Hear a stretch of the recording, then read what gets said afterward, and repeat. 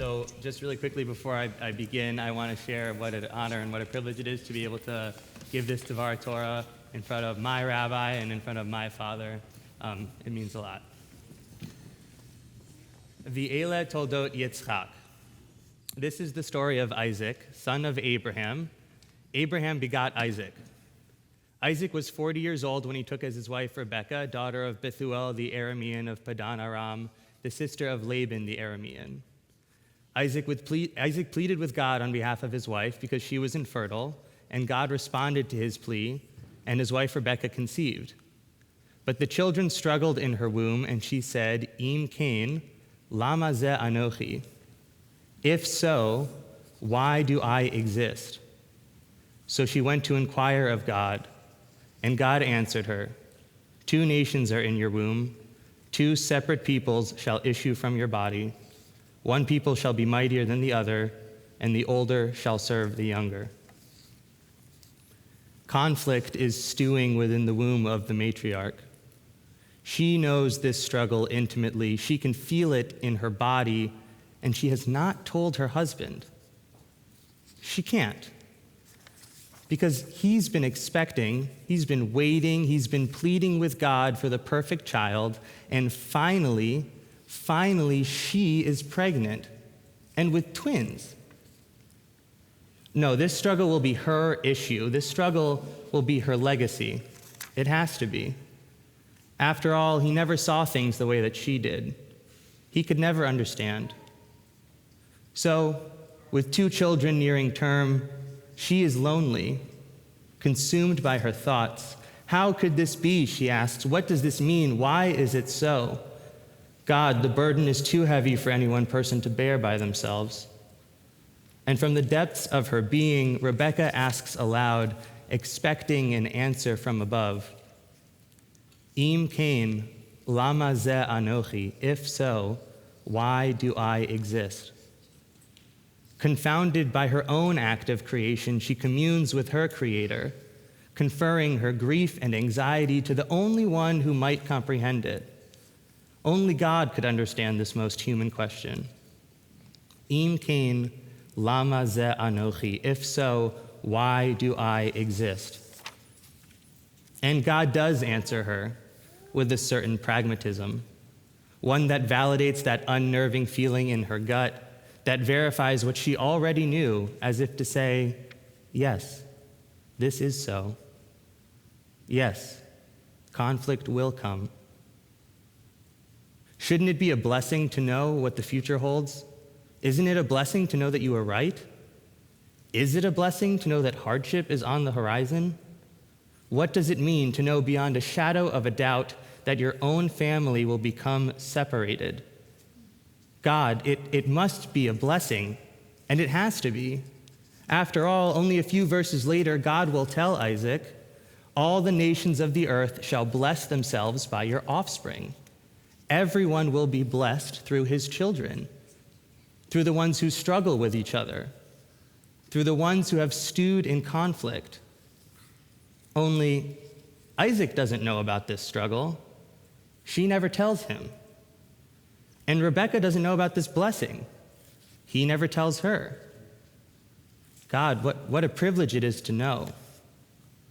This is the story of mistrust, deception, and favoritism, the issue of issues of a broken home. And it begins before the beginning. It begins before the children are even born. His eyes will dim, but neither parent can see the havoc that they have caused already, both of them long blinded by their bigotry. This is the story of an Im Cain, of an if so, of characters constantly confronting disappointment and being blessed nonetheless, that in spite of their circumstance, or perhaps precisely because of it, this family issues forth a paradigm of pragmatism that becomes the blessing to all the peoples of the earth. And what a blessing it is. Rashi, the medieval French commentator, says, Adam omer livno, that a parent will say to their child, Yehe zaracha kizaro shel Yitzchak. May your offspring be as the offspring of Isaac. I am captivated by this blessing. Isn't its theme familiar? The blessing of conflict and struggle. Jacob will soon become Israel, the God wrestler, a blessing he commands from his opponent after struggling and wrestling with conflicts of his own. Israel is a moniker we might know all too well ourselves. To wrestle with God is what it means to be as the offspring of Jacob, to be B'nai Yisrael. But to be B'nai Yitzchak, as the offspring of Isaac, is not to experience a conflict alone within one's soul. Rather, it is to experience enmity towards someone else, someone close, perhaps even a brother. To be born in the promise of separation, to bear the weight of opposition, to know the visceral feeling of polarization, how one struggles and bristles against the other, and to stew in it all. It can feel more of a punishment than a blessing, doesn't it? And yes, the twins will eventually reconcile with one another, hugging after the many years.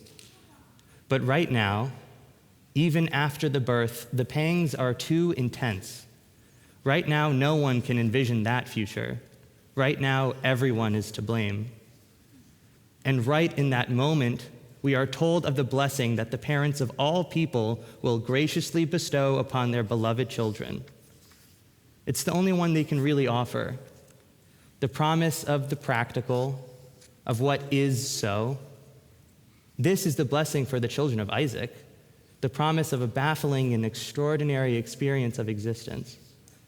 And though she does not know it, in a sense, Rebekah is the first to receive this blessing. Her offspring will literally be those of Isaac. And she begins to recognize that an enigmatic angst has gestated alongside her twins. And she stumbles over her words, trying to articulate her thoughts as quickly as they race through her mind, only managing to utter aloud in fragmented speech language indicative of the state that she is in, the state of her home. In broken Hebrew, she asks, Im kain, lama ze anochi, literally, if so, why this am I? And God does answer her with a subtle pragmatism, one that intimates a commitment to something much greater than herself, all while impressing upon her the command of her influence. There will be many who walk this earth after she does, who will navigate their way through the canyons that are her footsteps, as if to say, yes, you will make it so. Yes, you will help to bring about this future. This is the story of a family flawed and far from perfect, but we are blessed with the privilege to learn from them, to know their mistakes that we might not make them ourselves, and to know their virtues that we might be able to emulate them. As Jews, this is our story. And this year, it's the story we read right after Thanksgiving, right after many of us have gathered with our own families, some of whom we may feel a little more separated from than usual. We know that with them there will be reconciliation, but right now, it might be harder to imagine that future.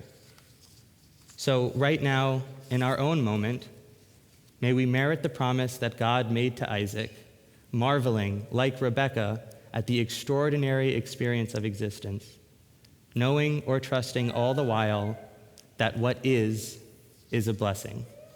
Shabbat Shalom.